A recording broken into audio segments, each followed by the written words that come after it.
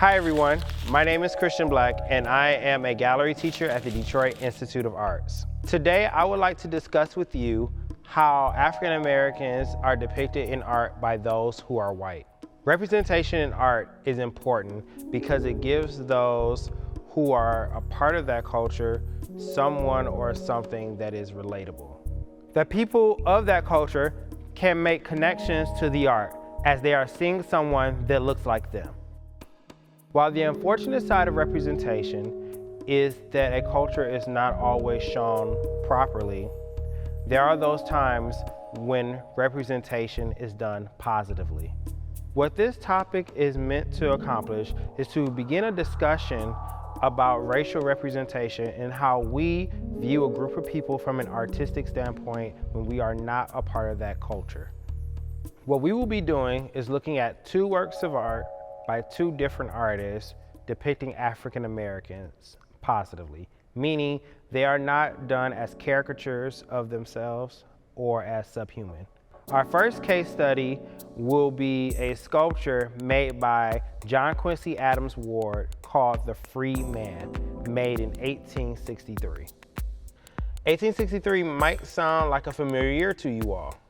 That is because of a document known as the Emancipation Proclamation. In fact, it was signed on January 1st of that year. The Emancipation Proclamation is the document that would proclaim that enslaved individuals would be freed in the rebel states of the South. Unfortunately, those enslaved still had to escape to gain their freedom. Ward gives us a look at someone who displays a sense of power and strength. This man is shown to be in a very idealized pose, as well as a specific body type.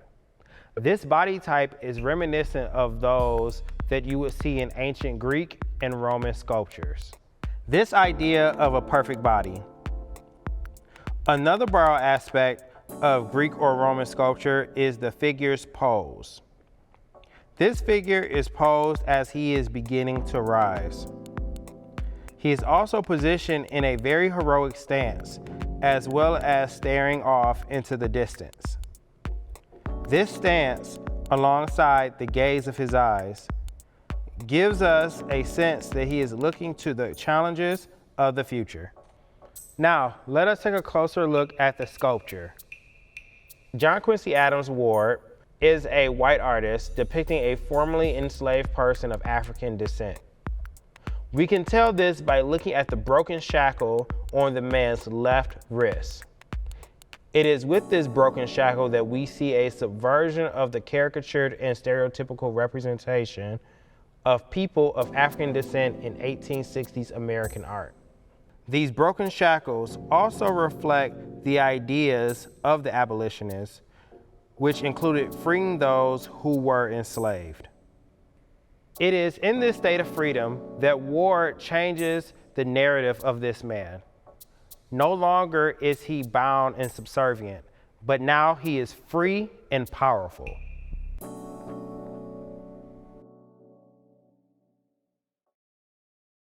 Our final example is from Reginald Marsh, another artist who is white, and his painting called the Savoy Ballroom.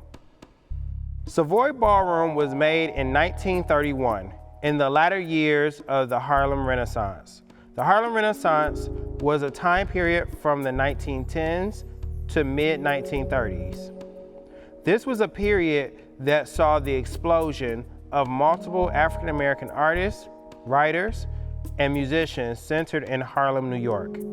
Even though people from other parts of the world would be influenced by what would be done there. Unfortunately, during this time period, segregation and other Jim Crow laws were still legal. This meant that people of color and those who are white could not share the same establishment like clubs, bars, and other gathering places. This would not be the case for the Savoy Ballroom. The Savoy Ballroom was unique in that it did not matter what color your skin was. People from all over were welcome to come and have a good time. You can see this in many images that came from this famous location.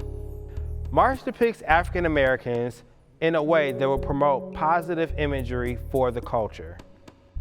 He depicts African Americans not as caricatures, but as real people. People who would be coming together at this time to simply have a good time. He even captures those dancing in the scene during one of the dances that originated in the Savoy Ballroom, the Lindy Hop.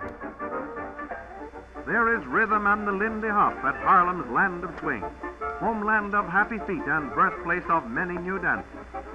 So Harlem swings until dawn, for work does not start again until then. Struck on down, swing that Lindy, beat out that rhythm. Loose jointed girls and boys made of India rubber.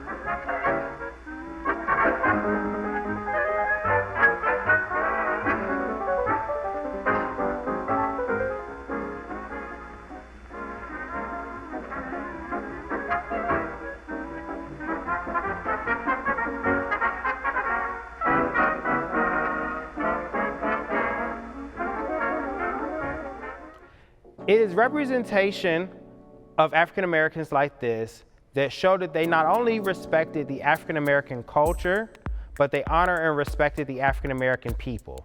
If you would like to see more powerful, moving works of art like these two, come on down and visit us at the DIA. Hope to see you soon.